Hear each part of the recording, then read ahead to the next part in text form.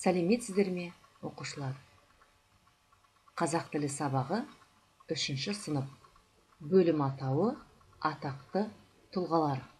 Сабақтың тақырыбы кел, балалар, оқылық. Сабақтың мақсаты тыңдалған мәтіннің мазмұнын түсіну.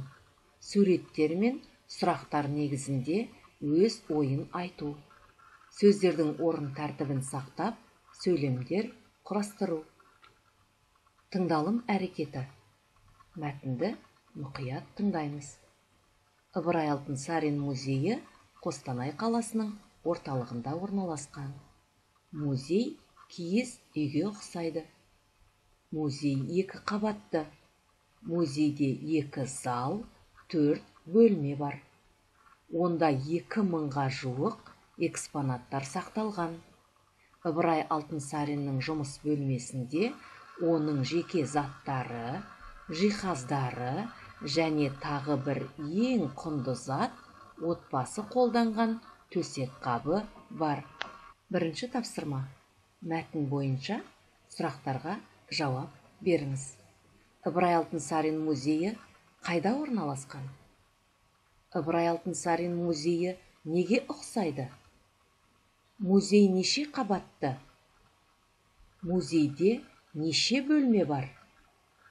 Музейде қандай заттар бар? Отбасы қолданған ең құнды зат қалай аталады? Музейде нешеге жуық экспонаттар бар? Тапсырманы орындап болсаңыздар, өздеріңізді тексеріңіздер. Ыбырай Алтынсарин музейі Қостанай қаласының орталығында орналасқан.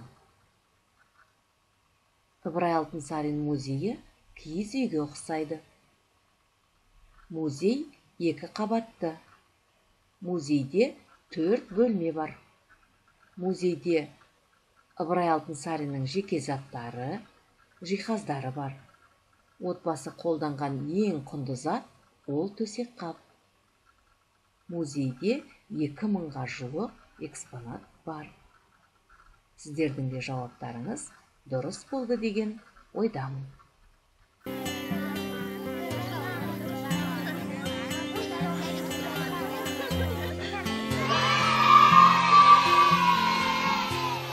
Кел балалар оқылық, оқығанды көңілге, ықыл аспен тоқылық.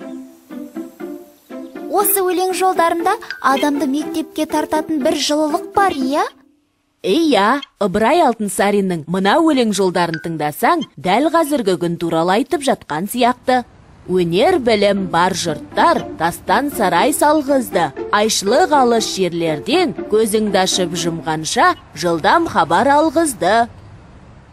Аға, Ыбырай Алтынсарин қай кезде өмір сүрген? Ол 19 ғасырда өмір сүрген. Қазіргі Қостанай облысында дүниеге келген. Елек, Қостанай, Торғай, Ырғыз уездерінде алғаш рет 2 сыныптық қазақ мектептерін, Орскіде бастауыш мектептер үшін қазақ жастарынан оқытушылар даярлайтын мұғалімдер мектебін ашады. Ол кісі қазақ жастары арасынан экономика, ауыл шаруашылығы, қолөнер салаларына қажетті мамандар даярлайтын училищелер ашуға көп күш салған. Ол қазақ қыздары үшін Торғайда, Қостанайда, Ақтөбеде мектеп-интернат аштырған. Бүкіл өмірін ұстаздыққа арнаған. Балаларды оқу білімге шақырып, өлең, ертегі, әңгімелер жазған.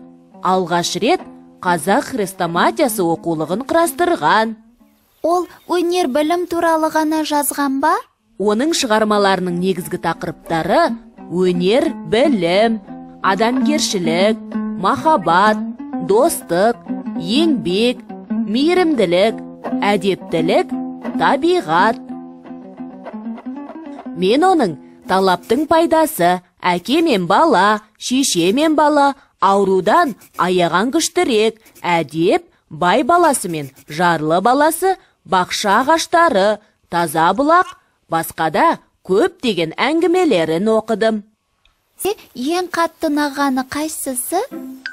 Бұлардың бәрі де өте жақсы әңгімелер. Мен Алтынсариннің мақалмен аяқтайтынын ұнатам. Сонымен балалар, Ыбырай Алтынсарин атамыз өнер білім, адамгершілік, еңбек, мейірімділік туралы өлеңдер, ертегілер, әңгімелер жазған екен. Және қазақ балаларына арнап, ең алғаш мектеп ашқан адам. Және қыздарға арнап, мектеп-интернаттар ашқан. Сол бастауыш сыныпта сабақ беретін, мұғалімдер дайындайтын мектептің ашылуына да көп көмегін тигізген адам екен.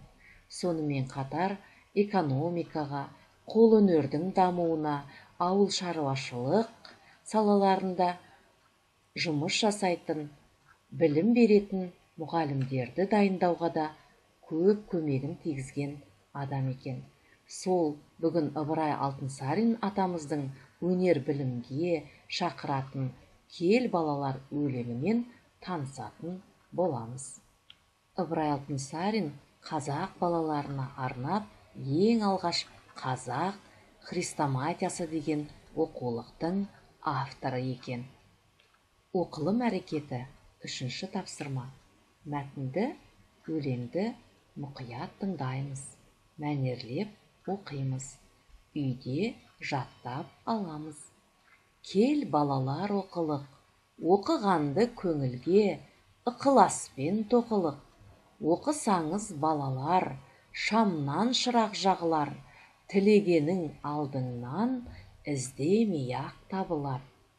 Кел балалар оқылық, балалар, келіңдер, оқыңыздар, білім алыңыздар. Сіздер білім алсаңыздар, үлкен жетістіктерге жетесіздер, үлкен биіктерді бағындырасыздар. Еңбек етіңіздер, жақсы білім алыңыздар, ізденіңіздер деп біздерді оқуға, білімге, еңбектенуге шақыратын өлең екен. Келесі тапсырма жазылым әрекеті. 4-ші тапсырма қосымшаларды қосып жазыңыз. Дәптерлерімізді ашып, тапсырманы орындаймыз. Қажетті қосымшалар мен, лар, нің, те. Тапсырманы орындап болсаңыздар, өздеріңізді тексеріңіздер. Кел балалар оқылық. Лар қосымшасын қостық, жарайсыздар. Ыбырай Алтынсарин балалар әдебиетінің атасы. Нің. Ыбырай мектепте жақсы оқыды. Мектепте. Жарайсыздар. Ыбырай Алтынсарин орыс ғалымдары мен дос болған. Мен ғалымдары мен. Музейде Ыбырай Алтынсариннің жеке заттары қойылған.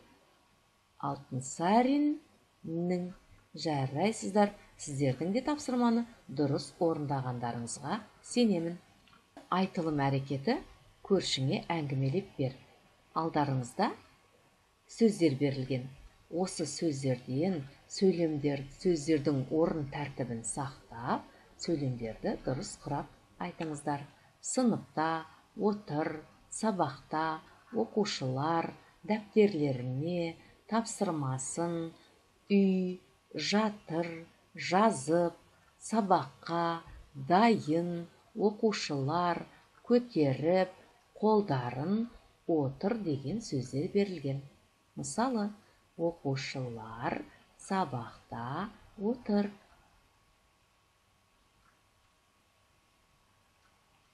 Үйге тапсырма. Оқулықтың 53-ші бетіндегі 3-ші тапсырма. Ыбырай Алтынсариннің «Кел балалар оқылық» өлеңін жаттап алыңыздар. Осымен сабағымыз аяқталды. Сау болыңыздар балалар.